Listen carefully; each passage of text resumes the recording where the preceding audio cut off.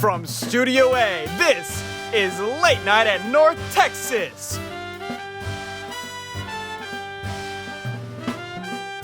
With your host, Sean Poole.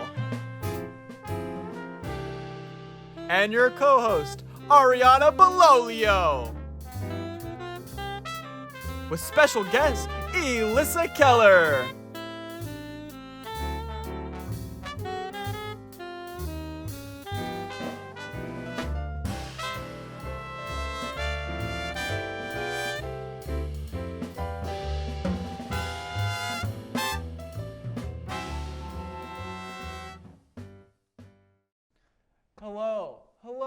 Hello, and welcome to Late Night at North Texas. I'm your host, Sean Poole, the guy who's striving for a pandemic-less Pangea.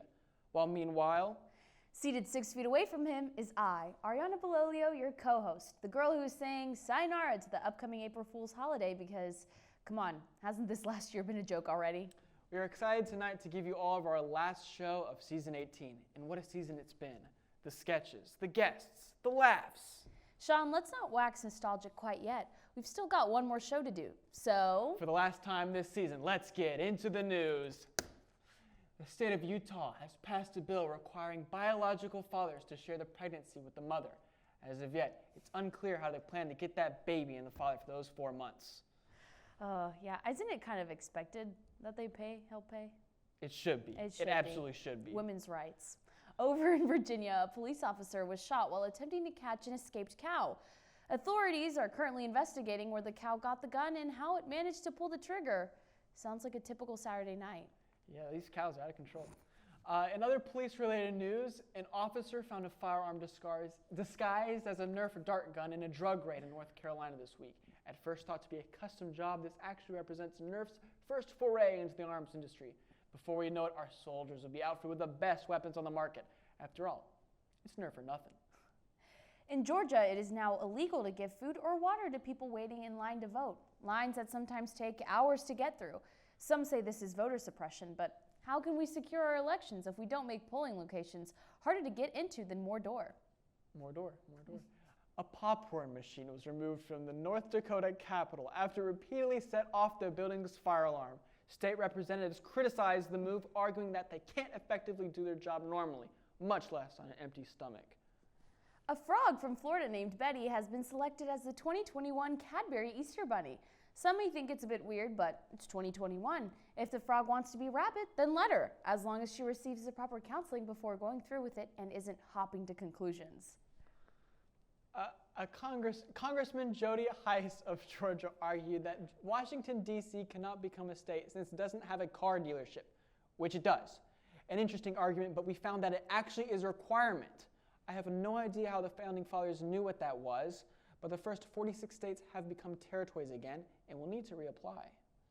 In international news, a French monastery is locked out with 2.8 tons of artisanal cheese after COVID made it impossible for buyers to visit the monastery, which is remarkably similar to how I've been spending the pandemic. Except instead of artisanal cheese, it's shredded cheese from a bag, and instead of monastery, it's my kitchen at 3 a.m. That shredded cheese in the bag, 3 a.m., a delicacy. The Canadian Energy Centre, a government-funded oil lobbying group, has attacked the Netflix children's movie Bigfoot Family for being anti-oil propaganda and for its impact on children. The lobby was less concerned with the impact of someone making a family with Bigfoot because, hey, who hasn't done that at least once? Come on. And finally, in local news, Legends Diner here in Denton made national news for its sign threatening a fee for people that resist its mask policy. What's next? They're going to make me wear a shirt and shoes? Come on. Let's go, Legends Diner. Stick it to the man. Make them wear their masks. Later, we'll be sitting down with none other than late night veteran and former host Elisa Keller. But first, with the semester starting to wind down, summer is just around the corner for some of you out there. I might be sending you into a frenzy as you've just realized that now is the time to get that perfect beach bod is running out. But don't you worry, we here at Late Night have the perfect tip on how to obtain that summer bod. Take a look.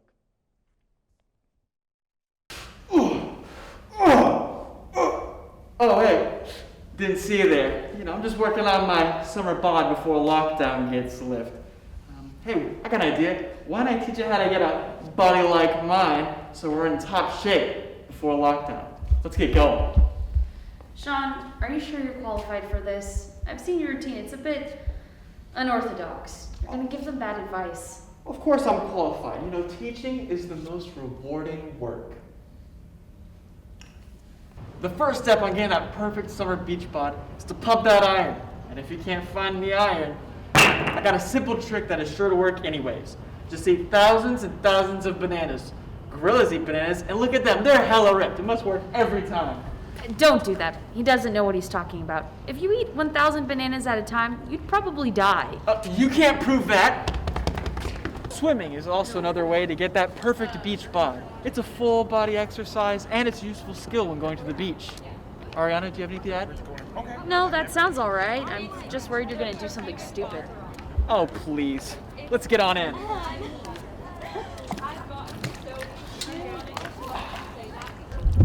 Is no one going to help him? As important as it is to exercise your body, it's equally important to exercise your mind. Like, did you know that a baby kangaroo is 5 times more likely to produce a hit single than anyone from Morgan Wallen's hometown? Okay, how can that be true? I don't make up the facts. I merely just read them. This is so stupid. Don't hate the player, hate the gains. Sean, this is so stupid. If you really want the so-called perfect beach body, it isn't by doing any of these things. If you really want it that badly, you have to be able to see red. By pumping iron so hard? No, but by finding an old book from Salem at your local witch's coffee shop, flipping through the pages and then finding the one marked body regeneration spell, and then drawing out a pentagram in your own blood on your tile floor. Well, preferably tile. I suppose you could use carpet. Lighting 13 candles around the perimeter of the pentagram while chanting the ancient text 7 times while crossing your eyes and making sure the guy who dumped you over text is still tied up in the middle. What? What? Have you done this? Have I done what? This whole human sacrifice thing. Oh yeah, all the time. No, Sean, I'm kidding. Oh, thank goodness. I know you want the perfect body, but the perfect body is the body you already have. Sure, you may want to look good in a bathing suit, but I assure you, you already look good in one. Oh, Arianna, thanks. I guess you're right. Of course I am. I'm a witch. What?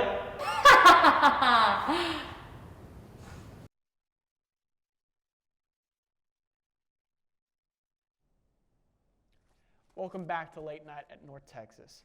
So you wake up and you find your name trending on Twitter, and this time it wasn't just the K-pop fan cams. It's a tale as old as time. We've all been there, from tone-deaf tweets to literal crimes. It's easier than ever to be canceled nowadays. But don't worry, we're here to help. Here is a Late Night at North Texas's guide to getting canceled. The first rule to getting canceled is to deny, even if what you're accused of is absolutely true. Made a controversial tweet? You got hacked. Caught on video? It was a deep fake. There's no such thing as proof in 2021. You can get away with pretty much anything if you play your cards right. Right? It was just an actor, you know, it's just someone looked like me. Yeah, he was just a man. Yeah. Rule number 2 is to never engage with someone who disagrees with you. Trying to talk to the people who want to cancel you is never going to do you any good. They just don't have your best interests at heart. And that is true. Rule number 3 is to try and embrace it. I like to call this one the Gina Carano. And rest assured, no matter how offensive or inappropriate what you said or did actually is, there's an unbelievable amount of people out there who support it. Some might say if you embrace it, it's empowering, you know? Right, yeah, look at the last election. Yeah. Rule number 4 is a doozy. Just do nothing. Odds are that someone else's dirty laundry is about to be dug up, and they'll probably be bad or worse than yours. People are getting canceled every week, so if you just lay low, your misdeeds should be swept under the rug as fast as they got swept out. Just totally ignore the tabloids, you know? Not a big deal. Didn't happen. Rule 5 is simple. Be cryptic. Never directly say a thing. Tweet things like, if you only knew the truth, and never ever answer any questions about what you did or didn't do. It's nobody's business. Just be super vague with your interactions and everything should be just fine. Life is difficult. Million likes. Yeah, nobody's perfect. Rule number 6, merchandising. There is nothing wrong with making a little extra cash after all you've been through. Sell t-shirts, mugs, buttons, anything that people want, and don't forget to play both sides. Get your supporters coming and your haters going. Like if Army Hammer made barbecue sauce. Yeah? No? Who's Army? Oh! The cannibal? Yeah, the cannibal. Oh God. Okay, that's a good one. Oh, sorry, I didn't get it at first. Rule 7 is cry. Rule 7 is cry. Make a video apologizing without really apologizing. Make sure you include the part where you press record on the camera at the beginning. They eat that up. Mess up your hair, don't wear makeup, tear up a bit, and skirt right through the issue. The only thing you need to apologize for is for them getting offended, not what you did. Rule number 8 is the most important rule of them all. Blame cancel culture. How dare they try to punish you for whatever you did? What is the world coming to when a person has to face the consequences of their actions? Before you know it, nobody will be able to say something racist, sexist, or homophobic without being called a racist, sexist, or a homophobe. I thought this was America, where we're all that and worse. Now, if these don't work out for you and you somehow don't make a comeback, maybe you deserved it and you should stay canceled. You flop. That's right, and we'll be right back.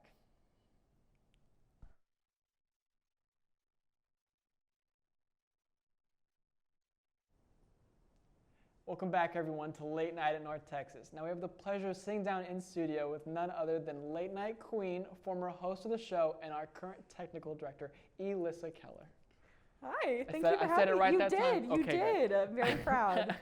Well, so welcome to the show. Well, thank you for having me. So normally in past seasons, you'd be behind the desk, right? Yeah, the 3 seasons of me being behind the desk. Fun times. That's taxing. You know, 1 season's been rough. So 3, you're telling me? I can't imagine. Lived it. Yeah. So break down the history. So how did you become the host? Okay. Talk about let's start there. Okay. How'd you get here? So I started at UNT in fall of 2018, and I went to the NTTV kickoff, and I was like, you know what's cool? Late night talk shows. And I'm funny as heck, apparently, at the time. And so I was like, you know what, I'll audition for that. I did a video audition where they sit me in front of a camera and asked me to describe myself. And then I riffed on some jokes. One of my jokes was very inappropriate, but they laughed anyway. You can't say it? It was good, but I can't say it. And then, I got a phone call at like 8 in the morning asking me if I wanted to host late night, and I said, for sure. And I've been on this show since then, and I graduated at the end of the month. So like my entirety of college has been late night. Wow. Yeah. So you started when you were a freshman? Freshman. I'm graduating a year early. Okay. But sorry. Dang, what, summer classes? How'd you do it? AP credit in high school. I did not have fun in high school. But no, every first semester of freshman year to last semester of senior. That's late good. Night. That's good, graduating early. Is there any interview that kind of sticking out? Looking back at things. I kind of just got a refresher that we interviewed Keely Briggs on one of my semesters, and that's kind of cool that she later ran for mayor. I do not know how that election turned out, but I hope for the best. She was great. I'm assuming she succeeded, but it was kind of cool to like have a member of local government on the show. Yeah. Well, now you have a different role from what you used to have from the host. Would you mind going into detail about what you do here? Yeah, so now I sit behind a video switcher and I push buttons and decide what camera is live. And I have a headset on and I talk to other people that have headsets on, and they can't really talk back during the show, which is cool. But yeah, I just decide what camera's live. Right now I think Josh is doing it, but usually that's me. What's been the hardest thing you've had to do? Which is like the... Oh, okay. So it wasn't this season. It was... Thank goodness. Yeah, it wasn't this season. It was when I was hosting, and the executive producer was Des, and I had worn a pair of heels to like do the show because it was dressy. And Des said that I was too tall in the heels, so I had to take them off.